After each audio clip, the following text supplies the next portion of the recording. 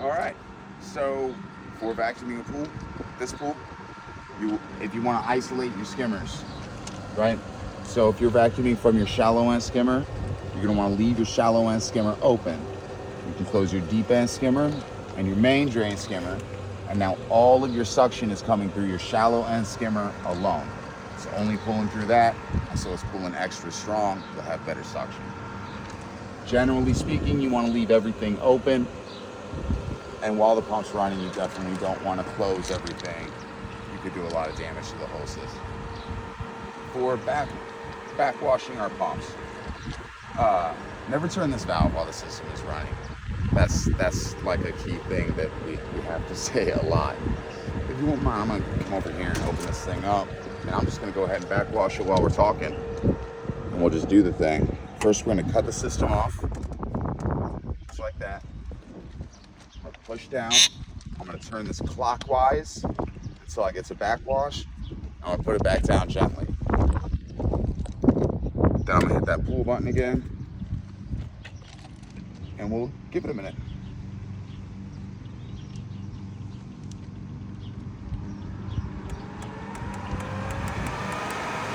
You can watch through our sight glass here and see how dirty our water is. I'll get out of the way so you can kind of see the sight glass.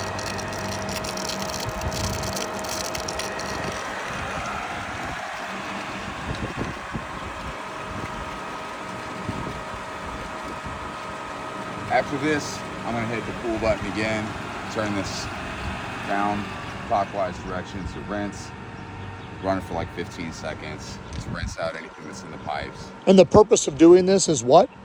All right, so as your pool's running and we're filtering the water, right? A lot of stuff's getting into this filter, and it's just on this filter and it's bogging it down. And if we're bogging down our filter, we're getting no flow through our pool, which is not good. We're maybe getting dirty water coming out through the returns. That's no good. We want to get that crud, that crap off of your filter, and that's the purpose of backwashing, is to get that crud off of your filter. And how often should we do this? I find myself doing it maybe once a week, once every 2 weeks, but no less than once a month for sure. But honestly, that's you want to do it every week to 2 weeks. And if you see a low flow in your water, if you're anything over here is acting funky and it's not going right, well, check that flow first and give it a good backwash. It's a simple fix. It does the trick a lot more than you might think.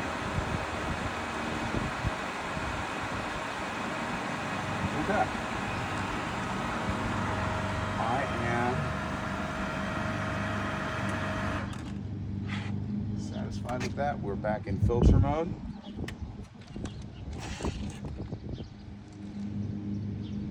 And water's traveling through here and going to your heater. Y'all know about it. You can turn your heater on. It's really great. It works. How long should you run the backwash for? That is determined by that sight glass there. How dirty is it? Usually, like, it'll be about 30 seconds to a minute if it's just kind of a general, I'm doing a maintenance backwash. But if I'm seeing a bunch of crud coming through, I want to go until I'm not seeing crud coming through. Over here, we have where the water flows into your heater, and then it comes out through your heater. This check valve here, which protects your heater from chlorine that'll be coming from this salt chlorine generator. As your salt water goes through, this is where an ionization process takes place that separates the sodium from the chloride, leaving you with some chlorine. And that's what's going to be chlorinating your water.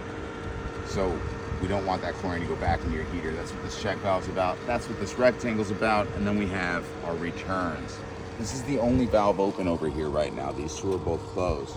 This one's for your bubbler, this one's for your waterfall. So when we press buttons over there, these actuators will turn and open up, and you can actually see these valves opening up when you press it. And that's what sends water to your waterfalls and bubblers that work. And that's that.